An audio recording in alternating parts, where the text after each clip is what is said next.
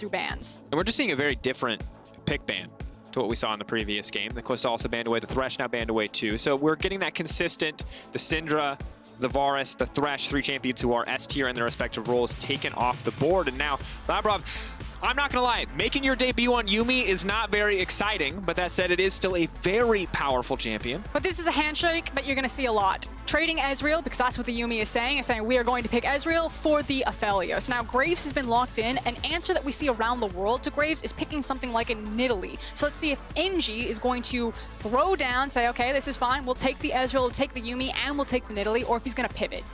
And that's a big deal. So for now, it will be the Ezreal. They can wait. They can take their time. The Azir will follow up. Maybe we see that Nidalee banned away. But while Labrov is going to be making his debut on Yuumi, relatively easy champion, I think we can say, safely say, especially now that E is the most important ability.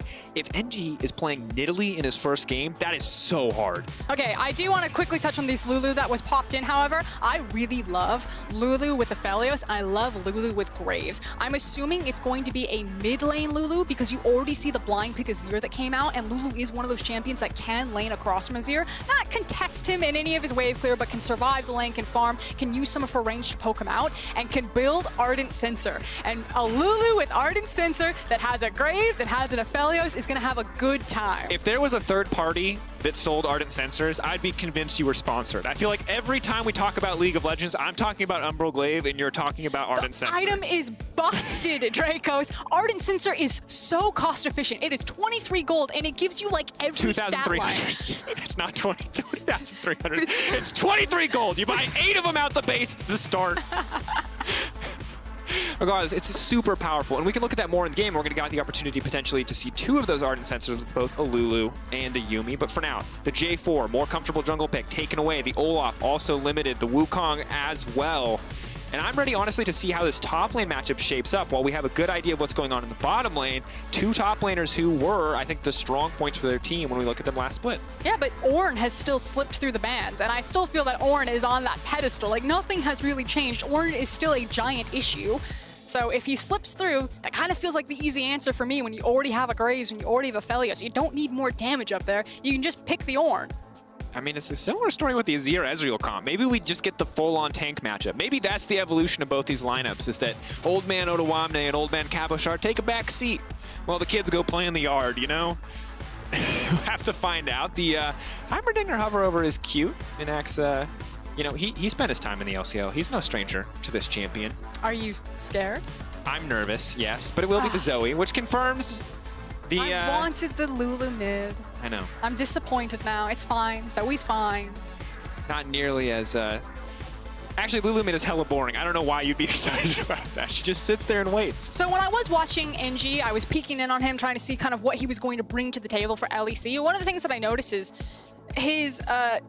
blind pickable champion pool, kind of the champions that he goes to when he gets squeezed is something like a Skarner. Even though when you check his solo queue, you know, he's popping off with the Lee Sins, the Elises, and playing more of these carry-oriented junglers. But Duke said that NG's kind of purpose on this roster is to be more of that calming voice, to be more of a shock caller. He showed some competitive games in the LFL on the Skarner. I expect him with the big kind of R go button to be the guy that's like, okay, we're going to do this now, and kind of give a level head to what is a very young roster. Yeah, with the CC that Skarner brings to the table, you can really be the one to dictate these plays to get your team organized across the map. Final hover or lock-in, though, is going to be the Maokai. This is kind of the only tank matchup, or tank v tank matchup, we really expect to see both Maokai and Ornn, the relative S tiers, at least in terms of the tanks available in the current meta. So I do not think it's going to be the top lane show, but rather, I would say a lot around this mid lane.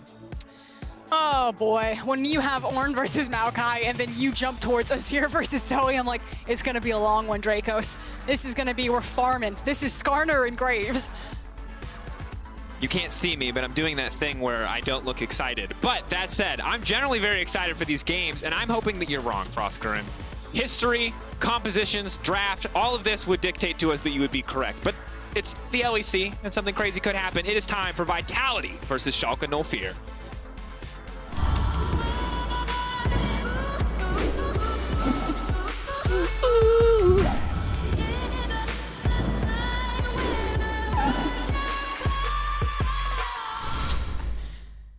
Did they just leave your mic open? Ah, maybe. Ooh. Team, It's a banger. I don't even know what that is or what's going on there, but I want that. Give me the full song, LEC. I demand it. All right, here we are in game Froskurinn. So prediction so far, slow, much more about scaling. Potentially, I would maybe argue front-to-back team fighting, perhaps. Well, look at the bot lane summoner spells. That's a barrier on one side, and then it's teleport on the other side. Barrier heal. I'm telling you, I think that the junglers... But you know what heal on Lulu allows you to do, Froskurinn? Further increase the value of Ardent Sensor, the most hilariously broken support item in the game, next to Umbral Glaive, but there's just no one who can build that support item. It's just Varus. Peeking it, and like Vladimir's are starting to build Ardent Sensor because it gives you still 60 AP for 2,300 gold. It is so cost efficient. It gives you AP, it gives you CDR, it gives you heal and shield power, and it gives you movement speed. And that's on top of before you even get to the mana regen and its unique passive. What is that?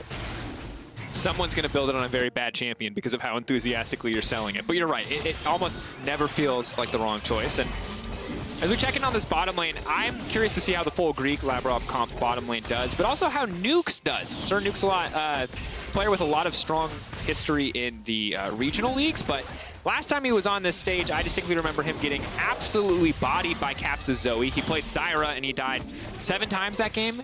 Each and every single one of them, I believe, a one-shot from Caps' skills. And of course, it's no shame to die to Caps, but I think Nukes cannot afford that same level of performance today. Unfortunately, the level 1 has been quite rough as he's been tagged a couple of times. As I always want to say Labrov. Labrov? Labrov? Well... There's got to be a good joke in there somewhere. We'll workshop it. We'll call him Bruv. Bruv?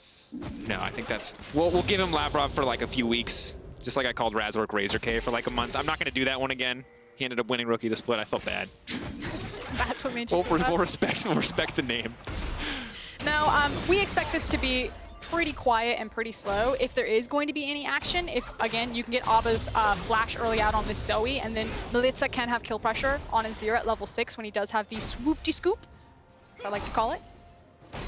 But otherwise, it's full clears for both junglers, as Skarner's like, I'm farming till level 6, and Graves is like, that's totally fine. I can be a carry myself, and I'm just gonna full clear this, and then I'll see you in a mid-game team fight and blow everyone up. Yeah, and while Ezreal has some room to kind of get away from that champion, I think it's very hard once Azir's burned his gap closer. If you throw a smoke screen down, Azir's damage output goes to 0 very, very quickly. And that's something that you always have to respect as you get later and later in the game, regardless of how strong Graves is individually. But I guess we'll buckle in.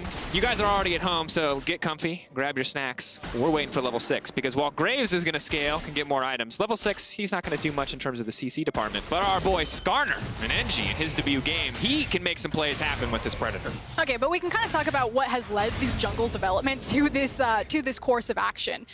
It felt like around Spring Split, there was some issues when there wasn't a lot of experience packed into the jungle, and then all junglers were like, we must gank all the time because that's the only way we'll get anything. As they put experience kind of back into the jungle, you started to see more kind of power farming junglers come over, and now the jungle has been buffed again, items making them really stay really healthy, and these farming junglers, like the Graves, like we said, can just sit, scale, hard farm, and see you in these mid-game team fights and then blow you up. Especially against kind of like short-range composition, Graves really thrives, and his ability to stay in the fight because of how he can stack up True Grit. And additionally, the phase rush just means that if you get on top of him, it's very easy for him to run away, and if he gets on top of you, it's impossible for you to get away. Very oppressive once Graves gets the lead as well. And it's so interesting, Froskurinn, because it always feels like, because tower plating is in the game, it always feels like there's this kind of invisible pressure that if you can pull off a gank, it's always really just going to pay off. But at the same time, when there's so much to just take in the jungle to farm up this guaranteed return on investment in Graves, it makes it this, I think, difficult balancing act. You really have to consider what your jungler is actually good at when you look how to approach this meta. In this game, it feels very much that with the Skarner and with the Graves, there's going to be the jungler's time, and then there's going to be your time. And the jungler's time is any time a camp is up because of how effectively and quickly these junglers can farm and how much levels and experience and gold matter to them. Laners, sit back. You are here to farm. This is all about me. You will give me pressure and priority so I can take the camps that I want, but otherwise, like, you're not seeing me. I can literally hear Campflowers going, hell yeah, in my head as we watch a Skarner on screen while you talk about junglers are the priority. You do what they need you to do. Of course, in this case, I think you're mostly referring to the Graves and Nidalees of the world, but could be true for Skarner can be important too. Skarner can be important too. He's not my favorite champion. I'll say that. he's a bit, he's a bit limited in what he provides. I feel like everyone knows what Skarner's trying to do at any given moment of the game, probably because it's highly telegraphed. There are specific areas on the map where it literally shows you not to fight him, and he has to be in melee range to do anything. It means that with Vitality's composition, they're really reliant on Milica and Cabochard to be involved into these team fights to engage. Otherwise, I personally prefer Schalke's composition. I think it's, we always talk about easier to execute. I think the scaling potential is a bit more dangerous there, and they have a lot of tools to reach that Azir and reach that Ezreal and make their life a living hell. Yeah, because the thing also is that while Azir we know is his teamfight powerhouse, right, you just always have to give respect over that Zoe. The potential to really set these plays up, and now Lurox going to secure that one. That tells you everything you need to know. Both junglers looked at each other, looked at the crab, looked back at each other, took the crab, walked away. No one even threw an auto attack. It's the good, bad, and ugly. You got your three-way Western duel. It's the crab on one side, two other things, but neither of these guys want to shoot each other. They just want to shoot the crab. That was like the most handshake. I will go back my way. Yes, sir. I see. Well played. Back up. We'll take another 10 paces and we'll try again on the next crab. Continue farming, yes. Yes. The high-class League of Legends for the real meta enthusiasts. I promise that this game will get really exciting when the teams start grouping up. Now, something to watch, because we are dealing with an Ornn and a Maokai when we start getting to those big team fights, is who's actually going to be successful in pulling their top laner to the fights, since both of these top laners have the sole responsibility of starting the fight, of having the primary engage tools. And additionally, I think one of the big and interesting differences between these two champions is that I think Ornn's ult is much better, but Maokai's W alone as reliable point-click CC, is more reliable. And so for me, way easier to get away with missing an Ornn ult because you get to do it from so far away. It really costs you nothing. Whereas Maokai ult, while strong, very easy to avoid, very unreliable, not always the thing that's going to carry you through in a fight. But these dragons in a slow game are going to be really big because Infernal Drake, or rather Elder Dragon, can just end a game. And the fact that we have gotten rid of both Cloud and both Mountains means that's right, folks. We get one of the good Drakes, aka the Ocean or the Infernal, and that's a big deal. And we already talked about how much that matters for both champions like Ezreal, Zoe, who are in this game if they get their hands on them. Obviously, Vitality making use of the fact that they are having that priority in both their mid and their bot lane. Comp and Labrov here have been pretty much permanently parked on Innaxe and Sir Nukes' side of the lane right now, allowing Skarner to just kind of like wiggle in. Of course, Graves isn't going to feel too bad about losing the early Mountain Drake or an early Cloud if it means that he gets to continue to farm.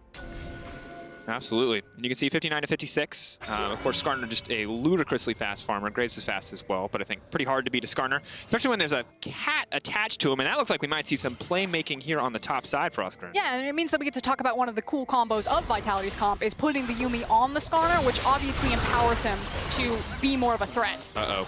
That is a very bad time to be sleepy in the mid lane. And here we go, Milica. Definitely not the debut you were looking for. First blood for Schalke. And so well chained together from Schalke there. Abbedagge's sleepy trouble bubble. As soon as he was out of the sleep, Nukes tags him with the whimsy. The smoke swing goes down on top of him. Azir had no chance to react to any of that.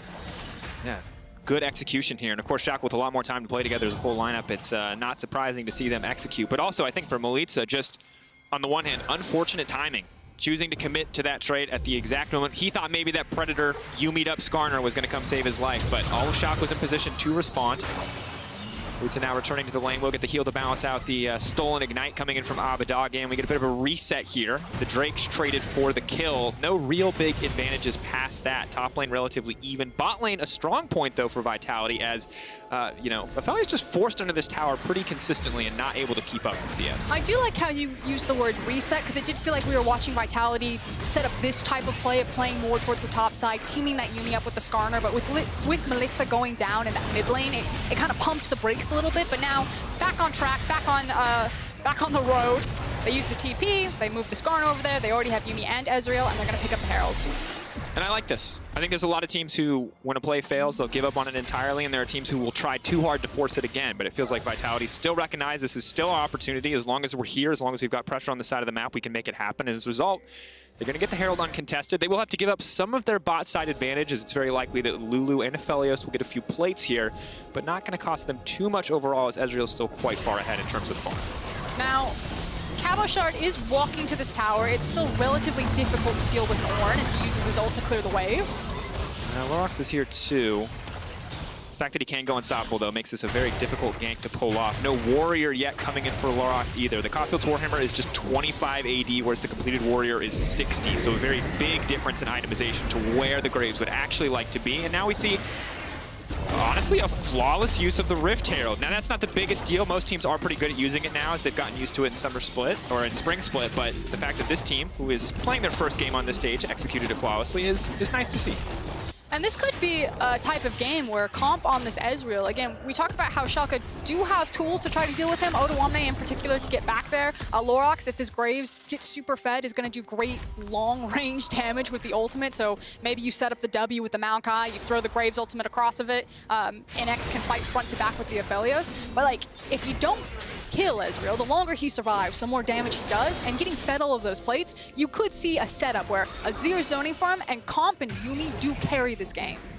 I mean, I can absolutely see it. I think the thing for me, Froskurinn, is just when I look at reliable damage output, Ezreal Azir feels so much more reliable to me than the likes of the Zoe / Graves. Because Graves is very close range. Zoe's very skill shot reliant. So if we get a team fight that just breaks out where Vitality get a solid setup, it's so much easier for them to execute. Now that said, Abbedagge is not a man you want to sleep on, but he is a man you want to run down, as NG is showing us here, but Abbedagge will just burn his actual flash there to make it out to safety. I just think, like you said, it's going to be a lot of front-to-back team fighting. I think it's a bit more restrictive for Schalke to fight front-to-back, although you can argue both ways. You know, this is the difficulty of the scaling argument, right? Is that there's always some subjectivity, and anytime we're like, hey, if you play the team fight this way, this team scales better, and the team on screen goes, oh yeah, we know we're just not going to fight that way. We're going to fight a completely different way. But watching Vitality right now try to set up some pressure onto this mid lane, as they've had NG in the area as he was fishing for Abbedagge. Schalke no fear though. They've got good pressure on the bottom side. Sadly, the Scuttle Crab reveals them as they could be walking in to take that Cloud Drake, spawning in 8 seconds. Of course, the Rift is something that we have our eyes on. Rift, not always a big deal, but in games that we expect to go later, it can be a huge turning point. Big difference right now is the fact that Cabochard is still making his way down to this fight, whereas Odoamne has already been pulled. We talked about that earlier in the game. Which team was going to be more successful on pulling the trigger first, on getting their tank grouped up with them. And it looks like this time around it's Schalke. More control over the pit, walk up to the dragon, have the numbers advantage, and steal that one away. Dragon for dragon. And now as well, the Ocean Rift. And as you mentioned earlier, Froskurinn, the two champions that are most excited about this, it's the Zoe, it's the Ezreal. So it's 1-for-1 on both sides. Both teams eager to get this soul. So I'm trying to decide who's going to be able to kill the frontliner faster. I mean, it should always be Aphelios, right? I think to a certain degree. And that's what I feel like this, between these two teams, that's what I feel like these team fights are going to come down to. Whose frontline dies slower should win. It's hard to say. I mean, Azir also does so much damage. Absolutely. It's just that obviously the big strength of AD carries at any given moment is that they scale from 3 things: attack, speed, crit, and damage. Where I guess Azir is the exception to the normal AP rule, where it's just ability, power, and cooldown reduction, because he also scales from attack speed. So Froskurinn, I'm right back to square one. I have no idea. Which just means that we'll be watching these team fights very closely, trying to figure out who's executing better, because I feel like there's tools and options for both comps. And Milica, of course, a solid enough player. I think one of the big things we see from Azir's in pressure moments is they try too hard to make that Azir sec play. Like what he did in the mid lane? Yeah, like what he did in the mid lane. And I think that as you get late, like from levels 1 to like maybe 12, the Azir sec is great. But from that point on, you have to recognize you're no longer the Lee Sin initiation and you are the damage source. You cannot throw yourself into the backline like that. Also, Milica's responsibility here isn't to be that engage tool. You know, just needs to play slow for Comp and Labrov to, as we saw G2 do to Mad Lions, layer down that damage and then look for these engage tools like the Skarner, like the Ornn. I think the other big part of the conversation when we want to talk about scaling Froskurinn that we have to consider that's, I think, easy to gloss over when you look at the top lane matchup is the additional value that Ornn is going to be providing in terms of item upgrades. Especially in the hands of the Azir and the Ezreal as well as we get later in the game, the upgraded Trinity Fusion. So we're not going to see any Iceborne Gauntlet coming out here. That's going to be a big buff in damage. Of course, there is room for Milica just to not build items that can be upgraded. Obviously, you'd want to see him pick up that death cap, so I have to keep an eye on that itemization, but that is going to be a lot of additional effective stats. So far, though, it's been pretty much as expected. A lot of ping-pong of these waves. Slow, more farming-oriented as everyone's handshaking and trying to get to these key items. I think the big problem for Froskurinn is that when we talk about Zoe, and this is something that I think you introduced me to, the concept of like, once you break mid lane tier 1 tower, Zoe goes from annoying to impossible to play against. And neither team has really had a big enough advantage here to actually break mid lane open. We've seen the Heralds used, and both times going into the side lanes, not being focused on that mid lane. NG, while he is going to get a little bit cheeky here, he's just going to get a bubble to the face and won't find anything else. I do like the fact that NG is continually checking, though, to see if Abba's going to be able to tap him with that bubble, because if he does miss it, Skarner's just going to fly at him, walk him down. It's the skill check. Might as well check. See if the reflexes are working. I mean, right at this point in the game, totally fine to check. Zoe gets a few more items, maybe not so much. And already we do see the respect QSSs coming out, so the Skarner tax has been paid for Abbedagge. Does not want to risk dying here on whatever side lane he ends up on. Okay, Herald is up. We potentially may see another team fight. I promised the viewers that there would be some explosive action as soon as the teams started grouping up. This might be one of those opportunities. To be fair, though, Schalke once again first to the objective. The difference is, though, is that Vitality have the TP on Azir, whereas Abba's sitting on Flash and Ghost right now, and he does have initial rotation. Well, Vitality for now focusing on the blue buff there, going to get that Scryer's Bloom. She will be able to move into the area and deny a little bit of this vision. Now we see Graves moving down to the bottom side of the map, so it looks like Herald won't actually be the focus here for the teams. Obviously with the tower plates down, second Herald not nearly as impactful, can be a pressure point, but won't just be a guaranteed source of gold. Wow, actually just not deciding to fight for it at all. Like, 100% Schalke You're like, knows you were this is waiting, happening. it's time for a fight, and they're like, no, Froskurinn, that's for 30 minutes. We need to scale a little bit more. Instead, using the time to continue to funnel farm, particularly on their Zoe and their Aphelios. That's now 2 completed QSSs. You already mentioned that Zoe's was there in the mid lane. It's now also Aphelios down there on the ADC role. So taking a bit of a right-hand turn, not grabbing the Zeal immediately. That's going to slow down his build path and possibly slow down this game. Absolutely. I mean, the good news is, if you're an Aphelios player, though, is that in days past, if you had an Ornn, or rather not an Ornn, like a Braum or a Tahm Kench support, you would never, it would just feel bad to build this QSS, right? But because there is A Lulu, building your favorite item in the game, it kind of balances out. That's basically an extra half item for free. You're much less behind the curve than you otherwise would have been because that Lulu has the Ardent Sensor. naturally the team with the Rift Herald, though, is trying to muscle their way through here, decide where they want to use it, as we set up for Drake. Fight, fight, fight. We're waiting for it. Look at Odoamne, he's top. He has TP, though. He wants to push his wave out. He's TPing from behind. A good ult here could get a lot done, but Lurox is going to come over the wall. Lurox goes over the wall. Lurox is going to steal it. That's going to be massive, but Cabochard has thrown his ult into the fray. He's going to get locked up, though, and he's not going to be able to fire the ult back. Odoamne, meanwhile, buying so much time on the backside. The front line might be dead before this fight even kicks off, but Schalke's trying to turn it. Milica's still alive. So much damage comes in. Cabo's still living. Milica's still alive as well, and Comp, it's going to be unkillable for now, but Yuumi will not transfer, and that means there's not enough healing to keep Cabochard alive. That said, Comp is playing like a man possessed. They're continuing to push forward. He knows he's untouchable with this Yuumi on his back, and Vitality will still find some kills on the back end of that one. Now, Schalke did end up with the Drake, but after everything had gone through, after the big engage tools, Odoamne with that massive ult behind him, they weren't able to throw down the Ezreal. He survived the entire fight. The longer the fight goes on, the higher damage output Ezreal is going to have, and just turned it on its head. So, get the replay. There's Lurox over the back of the pit, snags that Ocean Drake. That is going to be, I guess, a small victory here, but big team fight win. They don't have their tank in front of them. Odoamne gets pushed out of the fight, jumps onto Cabochard, tries to get in front of him, but Comp is Ezreal with Yuumi. Walks everyone down. I think not the cleanest team fight overall, but we do see a lot of what Vitality's comp is good at, which is kind of weathering the storm with that Yuumi, and also the kind of the weakness of Schalke's comp in that the Graves, the Zoe, and the Aphelios, in theory, are all very vulnerable to Skarner. Of course, there's 2 QSSs to balance it out, but we saw after stealing that Drake, Lurox essentially got to do nothing in that fight. And it just means that Schalke's composition is going to be really reliant on when they can actually have kill threat on something like the Skarner and the Ornn. And that is the graph that tells exactly what happened. 5k Ezreal damage. No one touched Ezreal Yuumi, and they got to have a field day. It's only going to get scarier, too. This is we might as well trademark it at this point. Item power spike. And you hit it perfectly around that timing, so. What do you want to call the, so, you know, like Brangelina, yeah? Yeah. Okay. I'm with you. Yeah. A bit, I don't know if our audience is as familiar with Brangelina, Okay, but. audience. Brangelina, Brad Pitt, Angelina Jolie. Got it. Famous celebrity couple. You then combine their names because you're used to seeing them so much. Ezreal Yuumi, kind of like the Brangelina of League of Legends. True. But what do you name them? It's really hard because none of my names are wholesome.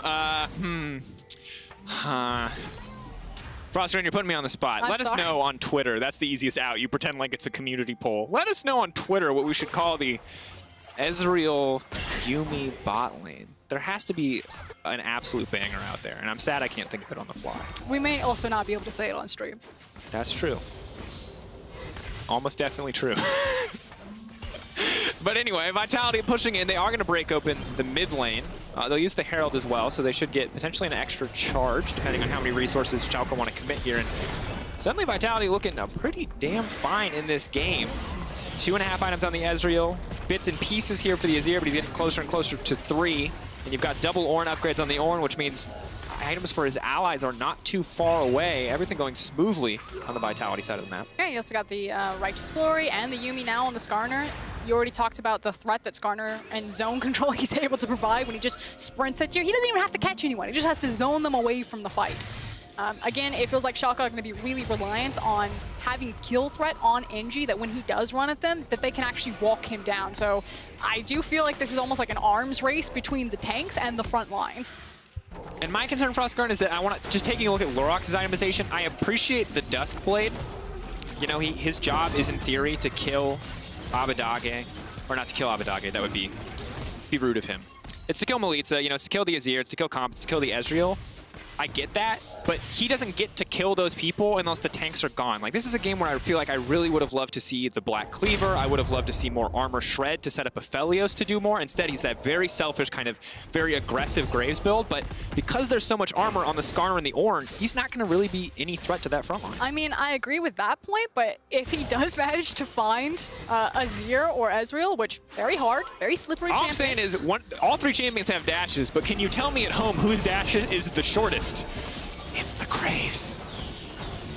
The problem is that this is the type of game where you have a feeling how it should go, but because of the teams playing, you're like, anything can happen. Absolutely, and now we see Lurox set up in this bush, and if Comp face checks the wrong order, he will get, not quite one shot, but one combo down. So, it's a very different strategy. It's not going to be front to back for Mr. Graves here, maybe instead looking for that flank. And when you have a Zoe on your team as well, there is a lot of opportunity to pick, to poke, to find individual pickoffs before fights kick off. Yeah, they're playing hit and run League of Legends while Aphelios is just doing his best vacuum impression, Hoover impression for our European UK fans. He's just trying to sit, get as much farm as possible. He's not got that zeal. All I'm saying is the fact that we don't have a vacuum sponsor yet is astonishing. There are so many AD carries who just power farm in our league when they're given Aphelios. It could be a great opportunity. That's all I'm saying. BD, let's make it happen. The Dyson power farmer of the game. Upset every game. And Laos Biko also makes vacuums, in which case it's the Biko power farmer of the game. Regardless, NG is going to grab this one, interestingly uncontested. It feels like Schalke, after that last fight, are significantly more hesitant. And of course, mid lane tower being down, they don't really have vision, so it makes sense, but also surprised to see them pull their foot off the gas this much. Oh no, I think it's really expected. You know, it's not for Soul just yet. We already talked about how important funneling farm onto Innaxe is going to be right now. Like, Schalke are making a very conscious decision to be like, top tower for Ocean Drake, that's fine. Shake that every single time, buy you some more time before this Baron is becoming into play and getting Aphelios to that point that we need him. Yeah. The difficulty now for Vitality is I think they're keen to fight. They're done. They don't want to keep handshaking on trades, but Schalke just keeps being like, oh yeah, sure. Oh no, we'll go over here and trade. We'll go over here and trade. They're like, no, come to us. Fight, please, fight. Especially with Comp now getting the Trinity Fusion. The cooldown boots as well. This man is going to be free firing in these team fights and nigh unkillable, especially once he completes that Blade of the Rune King. That front line is going to be quite miserable. I think it's going to be the Bork and not the... The Gunblade, I miss double tier Ezreal every day. It No made me look like a competent Ezreal player because I never had to auto attack. God bless that build. Okay, but here comes the Baron play. You just called it. Vitality are trying to force their hand right now. Schalke have done a good job avoiding them while prioritizing Aphelios' farm. But now Vitality trying to speed up this game by being like, okay, no, the Baron's now in play and in threat. Question is, do they have the confidence to try to force something here without a larger advantage to try to play the slow game? Flash on Skarner. And Righteous Glory Flash Yuumi Skarner, there's always the opportunity. Someone steps out of position. And right now that someone is Nukes. It's that Lulu. The other 3 members have QSSs. It's really hard, though, on Lulu, because if Skarner runs at her, she's just going to whimsy him. Yeah, input buffer on the W makes it nigh impossible. He really has to come out of Fog of War. And obviously, you can grab Odoamne. We can list that on the realm of possibility, but that feels super dumb. You're just giving Odoamne exactly what he wants, which is access to your damage dealers. And Schalke have actually held strong. It feels like kind of for the last 2 to 3 minutes, Vitality have been threatening, trying to posture around placing vision, looking for the picks here. And yeah, Vitality's probably saying it's fine if the game gets stalled out because we still do have the Ezreal, the Azir. We've talked about it all game long, that they also have late game damage threats. But you know, that's like the one opportunity that Schalke have with their comp right now is more time for Aphelios. And Schalke were able to hold and buy more time. Yeah, and I like that from Schalke. It's a good, clear-headed call, I feel like, overall. And I also have to say, I know we're giving Vitality the clean slate. I know it's a new roster, but I can't help but compare a little bit to last season. And I already feel like there is so much more control. There is so much more, like, coordination that we're seeing in these team fights. And maybe I'm, you know, a bit ahead of myself on this one, but I like what we're seeing, and it already feels like improvement, which is a pretty, a huge thing, just coming in one game into the split. And we're going to have to put a closer eye on what's going to happen with these team fights is now cresting past 25 minutes. We're probably going to see a lot more of them. It's just the outer towers are kind of finally being picked up. One at a time here. Of course, Schalke staying just about neck and neck in gold overall. We're about 2 minutes out from Ocean, but it is not sole point, so neither team really needs to fully contest, which means all eyes are centered here on the Baron pit. Predator is being popped here, and G now running forward. He's trying to eye out a target. He's going to flash forward. The Lulu has been caught out. She didn't get a chance to Whimsy, and that means it's all but over. Goodbye to Nukes a lot. He's going to get knocked out on that one. Big team advantage for now. Schalke, can they turn this one back? But now Comp is on the hunt. Paired. Oh, I was going to say paired with the Yuumi is unescapable, but Innaxe manages to land that snare, and it will save his team. And Schalke got faked out right there. They saw multiple members of Vitality on the bottom side. They moved into the Baron River to either place vision or even possibly check the objective themselves. And right on point, Angie flies out of that bush, snags the Lulu, creates the pick to set up this pressure for Vitality on Baron. 6K, 5K getting lower. Lurox is on the way, but he's pretty far away. 3K health getting lower and lower. Innaxe going to throw the ultimate in. That's going to be big. That's a shutdown. Oh, they can get in and seal this one. Angie's going to run. He's going to get the smite. But can Schalke find the follow-up fight? Odoamne immediately to the backline. He's going to get shoved back by Milica. An excellent disengage. But here comes the sapling. That might be enough. Lurox gets the phase rush, but he will not pursue because of the exhaust and Vitality. A bit messy, a bit hectic, but they get the Baron. At the end of the day, that's all that matters. They got the Baron and a really clean disengage with Milica's ultimate right there to cut off the choke point. Now, Schalke will be able to kind of pick up table scraps here by trading for the mid tower, but it's going to have to be a very quick reset if they want to contest for this streak. Should be able to grab this one. Well, you normally assume uncontested, but Enchi remaining on the map, went back, got that Gargoyle Stone Plate, and is already zoomed in here. Good vision covering the area. Enchi isn't even going to see the control ward over the wall with the sweeper. I think maybe Schalke just try to go again. Of course, you don't want to let them use their Baron buff, so maybe try to force another fight, but no chance to contest this objective. The TP's coming in, but a little bit late here as Comp returns to the mid lane. And at this point, Schalke are like, okay, we've set ourselves up that we can actually contest for a soul. We stalled out the game long enough that Aphelios was doing massive damage. We saw how effective his ult was there. Now what we need to do is survive the Baron. They're playing full red zone defense right now. No one dies, no one takes a step out of place, just wave clear, give away towers if you need. We want to fight and win the game on the next big team fight for things like that Dragon Soul. You've heard of leave no man behind. This is leave everything that is not a man behind. You take the towers, they can take the minions, they can take any other objectives they want. Do not, under any circumstances, give up a player. But on the other side, we talked about it with G2's composition, Vitality's composition for how big Comp is. Now having that Blade with Rune King complete, this is exactly where he wants to be. He's got the Baron behind him, means he's always going to have you underneath the tower, and he's just taking pot shots. And when those Qs connect on top of Yuumi's Qs, it is massive damage. And if someone gets chunked low enough, that's going to be the Ornn horn and the go-ahead for Vitality to storm under the tower and end this game. Now it just puts the pressure on, or that much more pressure on Schalke, knowing that that kind of powder keg is waiting to go off at any moment. All it takes is for someone to be out of position, and Comp obviously continuing to farm up. Interesting to see what his final choice is. I would love a cheeky Duskblade, frankly. I think that item's really fun on Ezreal, but I think more likely that we'll see the Death Stance double lifesteal itemization is Innaxe, reminding us why the superior scaling AD carry is mostly considered Aphelios. It wouldn't have been that way. So there was two things there. The Ezreal Q didn't hit Innaxe, and we would have seen how much damage that would have done. And Innaxe wasn't able to tag the Aphelios ultimate. Oh no, he's arming the creeps. Q.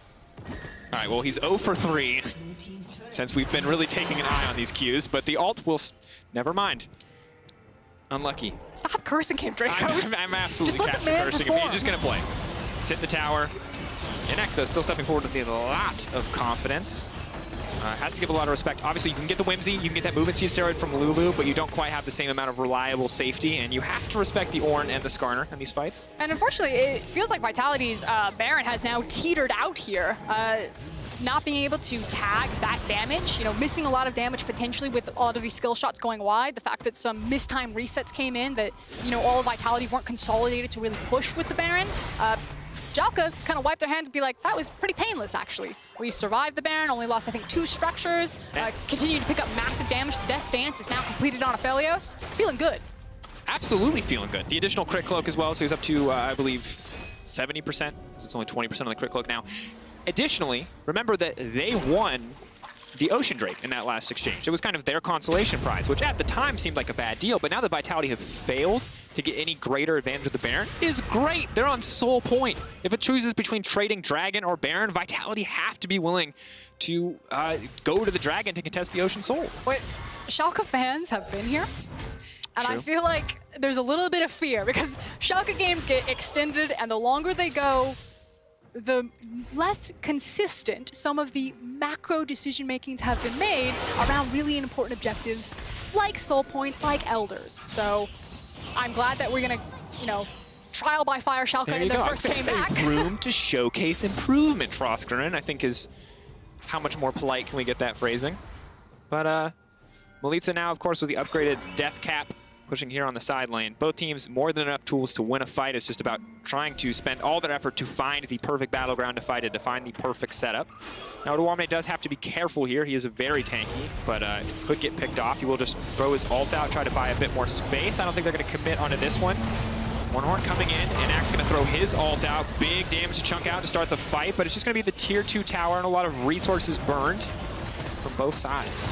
But now you have to think that Schalke are going to play pretty slow until they have access again to the Maokai ultimate. Meanwhile, Vitality picking up another free tower, continue to stack gold. We've talked about a lot of the damage items that have come through. You know, you have the Gargoyle Stone Plate now up on Skarner. Ornn has basically just been about himself, and now he has the redemption item on top of it. These are very beefy boys for Vitality. And as long as these skill shots are connecting, as long as Azir is in position. Yeah.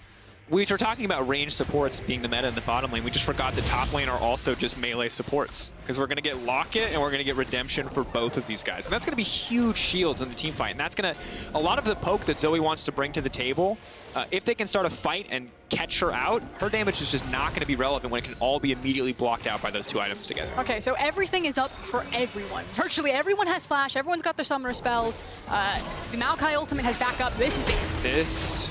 Ooh, 4 members hitting there on that one. Unstoppable now as Odoamne wants to back off. The cat ult has been used. Odoamne is going to flash out to safety. Schalke really not set up for success there. They get the Yuumi ult, but clean take there from Vitality, and Schalke forcing themselves into that funnel, allowing 4 members to get hit by the Ezreal ult and the ensuing Yuumi ult. Just means that there was no way for them to take that fight. And Schalke, the only time that they can be in position to take a fight like that is if they get there first. If you're ever delayed coming to that monster objective or that area on the map, this Ezreal is just going to have a fish in a barrel. That's what it is. It is a really good time to just continue to chunk you. So that was Schalke being slow to react, of setting up for that. And now we're 3 dragons apiece. The Baron will be spawning soon. We will both be competing for soul. Oh my god, we're 3 dragons apiece. We're 3-3 in kills. We're not 3 towers of 3, sadly, but Comp won't get caught out there. Were you like trying to decode the secret message? I was like, what are we doing? 30? It was 33 minutes? It wasn't, it was 35. I was hoping. I was getting real deep. I was getting real Illuminati on it, but Schalke will have first access chance to set up here on this buff as Vitality have opted to take another reset. Maybe they can get something done. And Froskurinn, we wanted front-to-back team fights, but I feel like it's so much more about vision. Or it was right up until Schalke decided to vote for this one. Maybe Vitality want to look for the fight here. Tons of damage coming in from that Ezreal ult. Once again, Nukes and Lurox taking big chunks here. Good patience coming in for Vitality. They wait out Odoamne's cooldowns before they commit for more. Doesn't have great Aphelios items to just burn that Baron. He has more team fighting items, which is why Schalke are really keen to turn off Baron and feel free to give that one away. Yeah, and sadly for them, the way that Vitality's positioning is so solid because you can already see Milica pushing in the mid lane. The way Vitality is walking is just saying, we will protect our mid laner while he pushes in and takes your towers, and the only way you can stop this is to fight in your jungle on our terms. And now we see the fight breaking out. Milica now walking over, but they started the fight a little bit early. Milica's not in the area. For now, it's Vitality there to disadvantage. Milica off to the side. Abbedagge trying to find this poke, but Innaxe cannot afford to overextend. Comp essentially untouchable at this point. Will not get hit by the sleepy trouble bubble. Milica will push in a little bit more, but I have to wonder why Vitality tried to force there. Milica could have taken the tower. But we are really sitting on a knife's edge, though. Anything goes sideways in these team fights, and that's it. It's going to be game virtually either direction because you're starting to see how much damage is coming out of both of these comps. So if Innaxe gets his moment to shine and gets to step forward and kind of be that big hyper carry at this point, then things look good for Schalke. But comp is disgusting on Ezreal. Hate this champion with Yuumi. As do I. I think the unfortunate thing is just Schalke, you know, they try to rush down the Baron, they've got the vision, they've got the setup, but then you group up for Ezreal ult and everyone takes 600 damage in the pit, and suddenly you gotta respect the Ornn a little bit more. And the lack of tanky bodies on the side of Origin. And Maokai, it just doesn't feel like enough in this game. They just really weren't set up for what Aphelios' guns he had available. Maybe next time it's better. So here we go. Abbedagge getting us kicked off. Odoamne leaping forward, trying to catch multiple people in the pinch. It looks like he will be able to lock down Comp, trying to get a bit more space here. Lurox off to the side. The Graves has found his way forward, but he has not into the backline quite yet. Innaxe untouched for now. Lurox can use the collateral damage to take himself out to safety. It's just going to be the one kill in the favor of Vitality. Things look so promising for Schalke there, but it is simply not enough. And we do need to point out, Lurox is level 17, but yeah, it doesn't feel like a level 17 Graves. You know, you're expecting the big damage, and I think it's the heals that it's coming out of Lulu are just so oppressive as Vitality back on the Baron. And keep in mind, we have no healing reduction. On the side of Schalke, no fear. 3K getting lower and lower. Lurox looking for his hero moment, but Comp coming right over the wall. They've taken the Baron. They're looking to take more, and this is very much the last stand, the last holdout here for Schalke. If Vitality break the base, the game is surely over. Taking another look at this one, we talked about how Lurox is level 17, Comp is also level 17, and the damage that he is able to output. Odo trying to get to these back lines, but it was about whose front line was going to be more oppressive, and Vitality are just shredding through. I just think in these late game team fights, the stronger front line just wins. Because what we saw there is Lurox is like, yes, finally backline access. Runs at the Ezreal. The Ornn continues to hit the rest of the team. The Skarner goes, oh, I see you've come to try to hit the backline. Cuts him off, and he's got a Duskblade and a Black Cleaver. It's going to take him a year to kill anyone. It's just, it's not enough. I'm still so sad about this Duskblade buy. I know what he's trying to do, but it's just so hard to pull off. He's trying to cut down a tree with like a spoon. Yeah. It's like you can sharpen the axe, or you can have the bad axe and a spoon. He's like, oh, I'll take the spoon every time.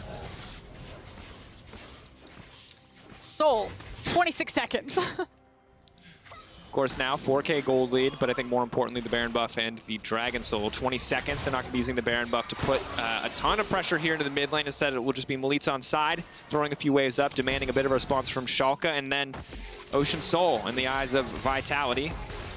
And Vitality are now, you know, this close to taking down Schalke and starting their LEC summer with a victory. We talked about how time was not on either of these rosters' side, that the expectations were very different. They're probably not fighting for Worlds tickets, but almost kind of fighting to survive or fighting to have a new, fresh start. Lurox off to the side, but he's still just hitting Cabochard, not the target that he needs to.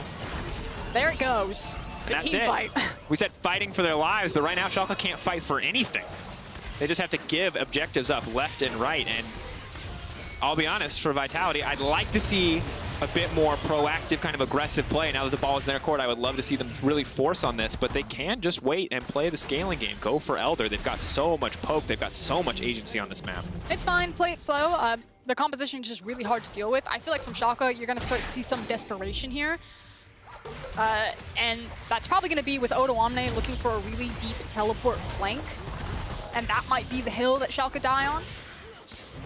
Ah, Frosk, that's just so difficult to pull off because he doesn't have any damage and there's QSSs everywhere. And there's no one who can really follow him into that back line, sadly. The Zoe not super reliable. Lurox has really struggled to get past the front line, so it's possible. I think you're right. That's where you have to keep your eyes, but it is so hard to pull off. No, you're pulling up a really good point. You know, maybe Odo decides he's just going to stand next to Innaxe, and they do try to fight this front to back, and Maokai's literally there to dissuade Skarner from running at him. And you can see from the way Innaxe is simultaneously killing the wave and all of Vitality in that little damage exchange there that you have to respect the Aphelios. But at this point, I feel like because not only are Schalke so far behind, but because of the fact that Ezreal is uncatchable and that both Skarner and Ornn can really kick fights off means that Vitality are completely dictating the pace of this game, and Schalke just have to respond. And credit to Comp. I mean, it's not all entirely him. Everyone is kind of doing their job on Vitality, creating space for this guy, but if he doesn't die kind of initially, if no one finds him, time and time again, these team fights are being carried on the back half because of his damage output with Labrov. So this Vitality bot lane doing work. And unless he seriously mispositions Frosk, I actually think he's unkillable because we are... He's untouchable. Hundreds of gold away from a Mikhail's Crucible on top of his own, you know, Quicksilver Sash, now turned into Mercurial Scimitar, double lifesteal items, Yuumi healing, and still, I believe, no healing reduction on the enemy team. Graves just now. Whoa, he's got an Executioner's He's call. got the Executioners now.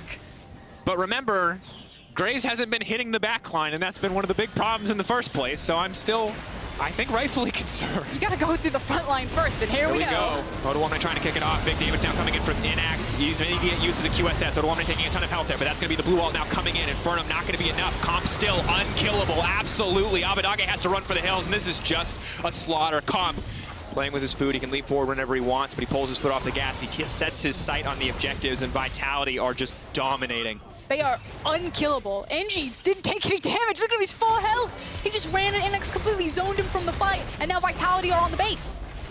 Vitality now set up to end. Schalke get one more shot at this fight with less cooldowns, less tools to kick things off, but maybe they can catch Vitality overextending.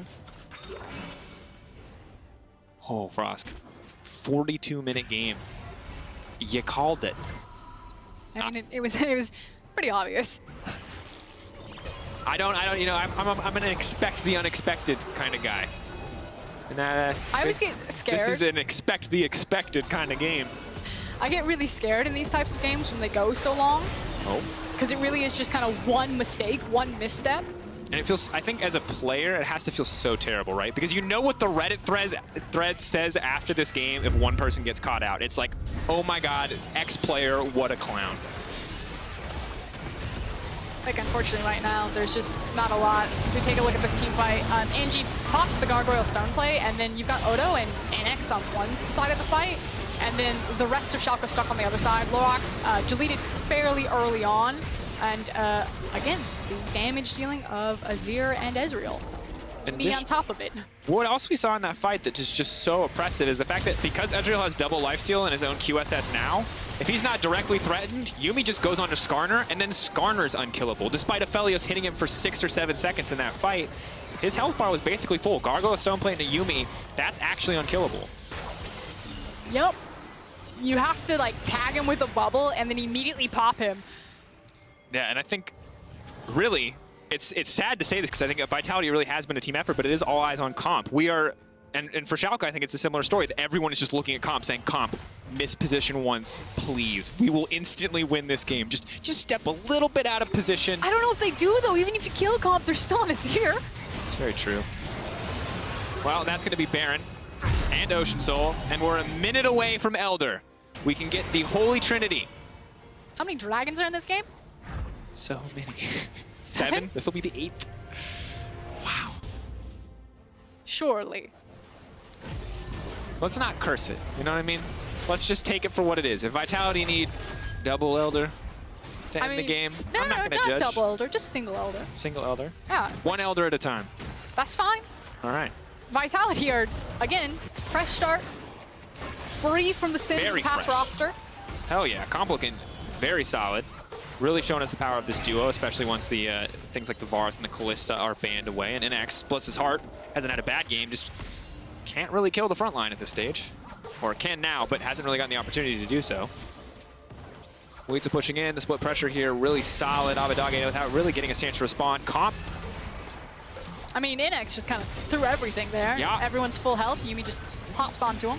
There's a wave crashing in topside as well. Really good control here coming in for Vitality, crashing so many waves at the same time, making it so that Schalke have to take a fight if they want to get anything done. Odoamne now leaping forward. The ulti coming out, but he's going to get pulled back, and they're going to shred him down. That's the front line gone. That's the tank gone. Comp's still alive, and this should just be an absolute massacre. Yuumi Ezreal going to run through the entire team. Milica as well coming in for the double kill, and Vitality slow and steady controlled. But the moment they got this advantage, they have not given it up, and they have closed it out cleanly. Vitality, a clean slate and a fresh start. Their first win of the 2020 Summer Split.